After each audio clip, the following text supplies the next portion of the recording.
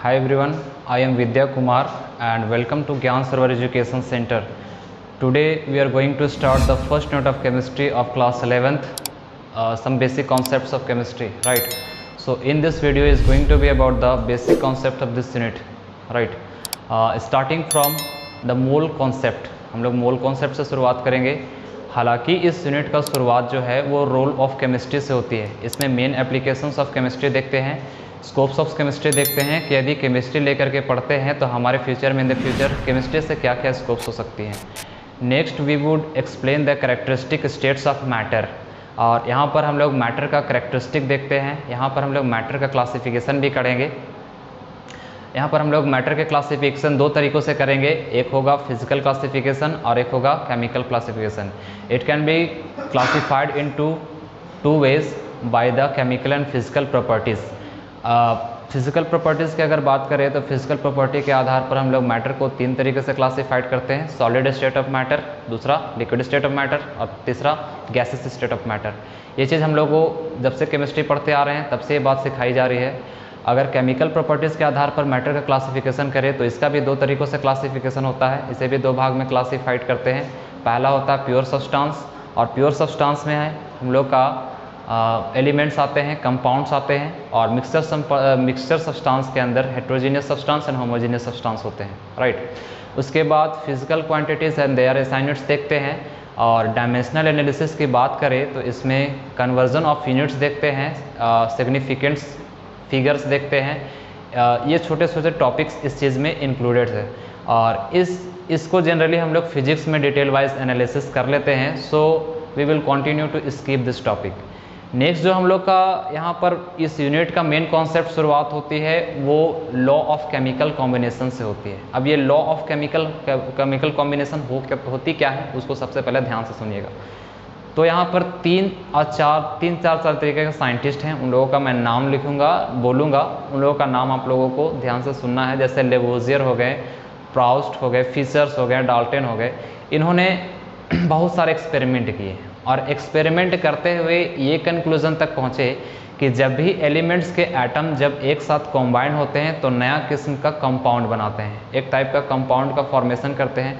अब जब एटम के मिलने से कंपाउंड का फॉर्मेशन होता है तो ये एक सर्टेन लॉ पर बेस्ड होती है कि कोई भी एटम रिएक्शन करने के साथ जब एक न्यू तरीके का प्रोडक्ट बनाती है तो हम लोग का ये एक सर्टेन लॉ पर आधारित होती है।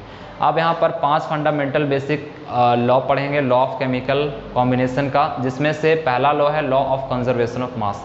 सबसे पहले हम लोग समझेंगे कि law of chemical conservation of मास कहते किसको हैं। तो law of conservation of mass को हम लोग क्लास 10th में ऑलरेडी डिस्कस किए हुए हैं। एक क्वेश्चन के अकॉर्डिंग हम लोग यहाँ पर समझेंगे कि लॉ ऑफ कंजर्वेशन ऑफ मास होता क्या चीज़ है। इस पर एक बेस्ड क्वेश्चन करेंगे, न्यूमेरिकल करेंगे, और हम लोग समझेंगे what is law of conservation of mass, right. The law of conservation of mass was stated by Lavoisier, John Lavoisier. So there is a question for you. The law of conservation of mass was put forward by, the first option is Avogadro, second option is Dalton and third option is Berzelius and fourth is Lavoisier। तो इसमें right answer option कौन सा होगा? तो right option होगा हम लोग का fourth, Lavoisier. The law of conservation mass was stated by John Lavoisier, right. John Lavoisier के द्वारा फिर लॉ क्या था? तो सिंपल सा लॉ था कि in any chemical reaction the total mass of the reactant is equal to the total mass of the product. किसी भी केमिकल रिएक्शन के दौरान जो रिएक्टेंट का टोटल मास होता है, रिएक्शन के दौरान प्रोडक्ट बनने के बाद भी टोटल मास उतना ही होता है। इन chemical reaction the mass of an atom can neither be created and nor be destroyed.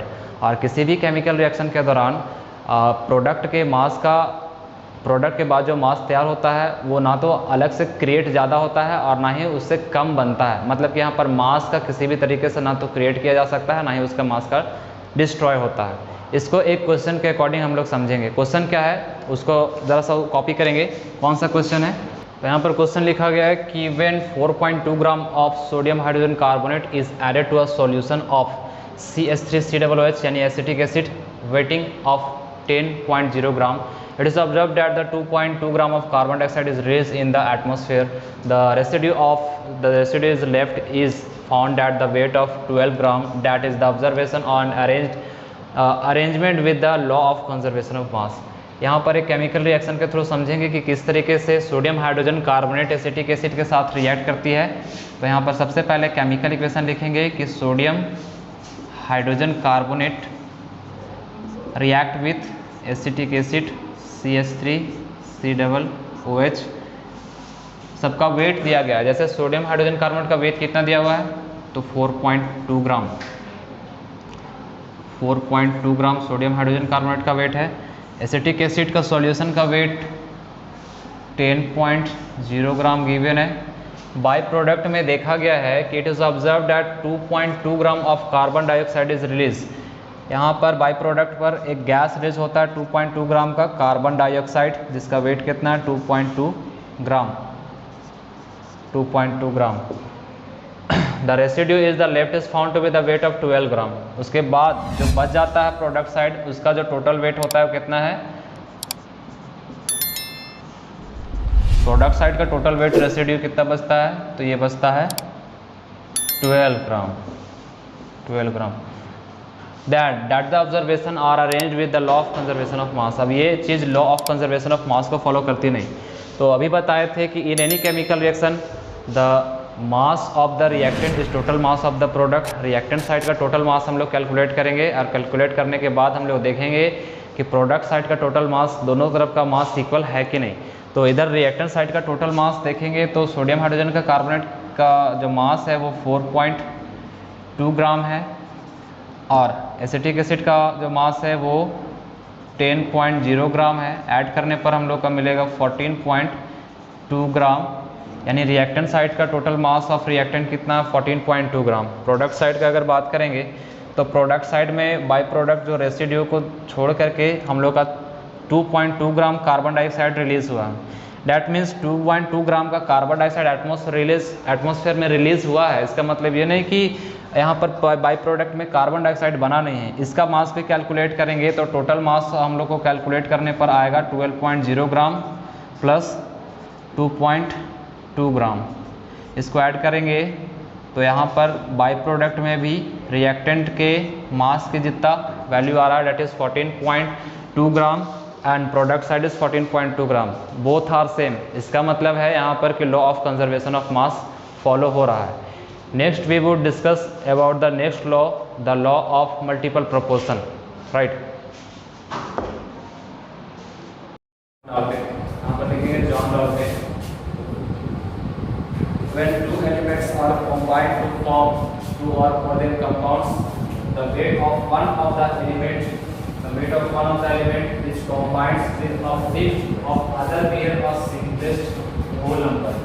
जब दो या दो से ज़्यादा एलिमेंट्स कंबाइंड करके एक कंपाउंड का फॉर्मेशन करती है, उस केस में सेम एलिमेंट के कॉम्बिनेशन से दो अलग अलग तरीके का कंपाउंड फॉर्म हो सकता है।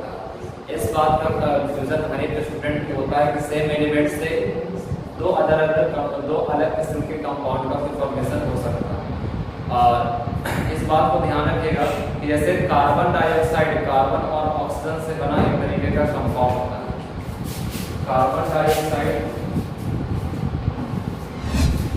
कार्बन प्लस ऑक्सीजन का बना एक कंपाउंड होता है, और सेम एलिमेंट से कार्बन और ऑक्सीजन के कॉम्बिनेशन से कार्बन मोनोऑक्साइड बनता है, और सेम एलिमेंट के कॉम्बिनेशन से कार्बन डाइऑक्साइड का भी फॉर्म होता है। इस केस में जो कंपाउंड कार्बन डाइऑक्साइड और कार्बन मोनोऑक्साइड में कंपाउंड है, यहाँ पर एक एलिमेंट का मास हमेशा फिक्स होगा, कार्बन का मास हमेशा इस केस में फिक्स होगा, जबकि अदर एलिमेंट का जो मास होगा उसका रेशियो निकालने पर सिंपलेस्ट होल नंबर आएगा। जैसे अगर इस एलिमेंट का सिंपलेस्ट होल रेशियो निकालें तो कार्बन का मास 12 होगा, और in the ratio of oxygen के केस में देखिए अगर सिंगल मोनोएटम का मास देखें तो ऑक्सीजन का वेट होगा 16। इसका मल्टीपल अगर देखें तो 3:4 में डिवाइड होगा, यानी कि सिंपलेस्ट होल नंबर हम लोग देखेंगे तो इसका फोर्थ ऑक्सीजन का 3:4 आया। और अगर कार्बन डाइऑक्साइड के केस में बात करें तो कार्बन डाइऑक्साइड में एक एलिमेंट का मास फिक्स होगा, जैसे कार्बन और ऑक्सीजन का अगर सिंपलेस्ट रेशियो निकाले तो कार्बन का मास 12 होगा और ऑक्सीजन का मास होगा तो देखिए 32, यानी 3:8 होगा। इस रेशियो में सेम एलिमेंट का मास अलग अलग हो सकते हैं और अगर सिंपलेस्ट फार्मूला पर अगर हम लोग इसका रेशियो निकाले तो इसका रेशियो इसका होल नंबर भी हो सकते हैं और नंबर्स के मल्टीपल्स भी हो सकते हैं। इसको कई तरीके से एग्जांपल से समझा जा रहा है, जैसे हाइड्रोजन और ऑक्सीजन के कॉम्बिनेशन से वाटर का भी फॉर्मेशन होता है और हाइड्रोजन और ऑक्सीजन के कॉम्बिनेशन से हाइड्रोजन पेरोक्साइड का भी कॉम्बिनेशन। इस केस में भी अगर हम लोग देखेंगे तो हाइड्रोजन का डेफिनेट प्रोपोर्शन निकालेंगे तो हाइड्रोजन और ऑक्सीजन का रेशियो 1:8 रेशियो में कंबाइंड होता है और हाइड्रोजन पेरोक्साइड का अगर यूनिट की बात करें तो इस केस में हाइड्रोजन के 2 एटम और ऑक्सीजन के 2 एटम यानी 62। इस केस में अगर हम लोग सिंपलेस्ट होल रेशियो निकालेंगे तो इस नंबर का मल्टीपल रेशियो आएगा, जैसे 1:16। सेम एटम के एलिमेंट सेम एटम के कॉम्बिनेशन से अलग अलग कंपाउंड का फॉर्मेशन हो सकता है, जिसमें से एक एलिमेंट का मास हमेशा सेम रहेगा जबकि दूसरे एलिमेंट का मास हमेशा होल नंबर आएगा और उसके मल्टीपल भी हो सकता है। नेक्स्ट हम लोग fundamental of law of combination पर बात करेंगे। Next fundamental of combination of law होगा law of constant and definite proportion.